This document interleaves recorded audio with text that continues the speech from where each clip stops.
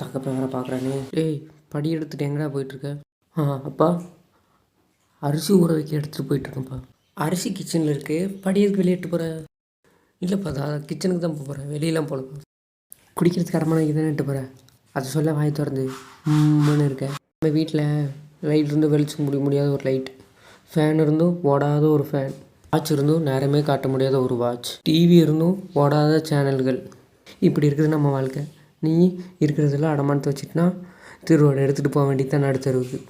நானும் ஒன்று மாதிரி தான் கடை வாங்கி குடிச்சிட்டு இருந்தேன். இப்போது அந்த கடன் அடிக்கிறதுக்கே சரியாக போயிடுது, வவுத்து கூட திங்க முடியறதில்ல. அப்படி இருக்குது என் வாழ்க்கை. நீயும் என்ன மாதிரி ஆயிடக்கூடாதுன்னு தான் ஏதோ பரிதாபத்தில் சொல்கிறேன். ஆனால் நீ இப்படி ஊர் சுற்றிட்டுருக்க, போய் பொழைக்கிற வழியை பாரு போ. சாரிப்பா, இனிமேல் அடமானம் வைக்க மாட்டேன்ப்பா, வித்துடுறேன்ப்பா, பாய். அடங்கோப்பன் தாமரை பருகிங்களா தலைமுழுக்க.